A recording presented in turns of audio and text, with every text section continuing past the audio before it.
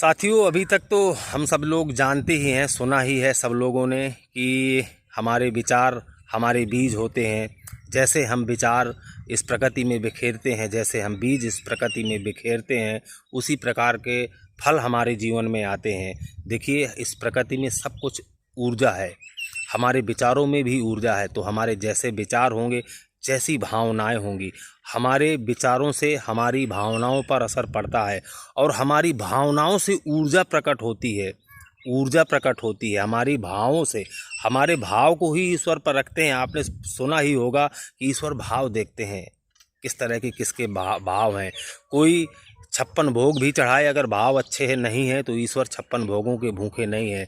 और कोई एक लोटा जल ही चढ़ा दे, उसके अंदर अगर भाव हैं तो वो प्रसन्न हो जाते हैं। तो हमारी भावनाएं अगर शुद्ध हैं तो समझ लीजिए ईश्वर हमसे प्रसन्न हैं और हमें जो चाहिए वो देने को तैयार हैं। और इतिहास गवाह है कि भगवान ने क्या क्या दिया है, कैसे कैसे भक्तों का उद्धार किया है, ज़मीन से उठाकर सिंहासन पे बैठा दिया है। तो हम अपनी भावनाएं कैसे सुधारें? भावनाओं को अपनी सुधारने का केवल एक सूत्री कार्यक्रम है।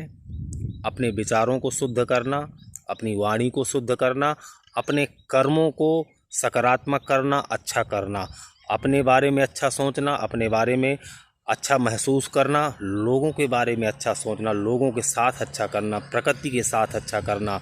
जब तक इंसान सबके लिए अच्छे विचार, अच्छे भावनाएं और अच्छे कर्म नहीं करेगा, तब तक उसकी भावनाएं शुद्ध हो ही नहीं सकती हैं। सोचिए, कोई इंसान अगर मन में ईर्ष्या रखता है, बाहर फॉर्मेलिटी करता है, सबसे हाय हेलो करता है, किसी की सहायता भी कर देता है, किसी के लिए मेहनत भी कर देता है, लेकिन दिखावे के लिए, अगर अंदर वो नफरत पाले हुई है तो किसी का आप कर्म के द्वारा चाहे जितना काम कर दीजिए, अगर आपके अंदर भाव शुद्ध नहीं है, भावनाएं शुद्ध नहीं है, तो वो आपका कर्म है जो वो स्वार्थपूर्ण है, उसका फल आपको नहीं मिलने वाला है। फल आपको आपके भाव देखकर ईश्वर तो यहाँ विद्यमान है ना, वो तो हमारी भावनाओं से ही सबको पकड़ते हैं ना।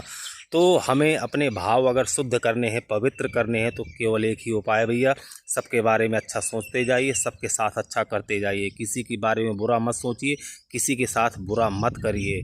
जब आपकी भावनाएं शुद्ध होंगी, नहीं अन्यथा दूसरा कोई उपाय ही नहीं है। इस संसार में किसी की इतनी कहता हूँ, किसी के पास इतना अधिकार ही नहीं है, कोई इतना विद्वान ही नहीं है, कोई ऐसी किताब भी नहीं बनी है कि बिना भावनाएं शुद्ध किए हुए, बिना अच्छे कर्मों के, बिना अच्छी सोच की भावनाओं को हमारे शुद्ध कर दे। तो हमें केवल अच्छे कर्म करने हैं, तभी हमारी भावनाएं शुद्ध होंगी।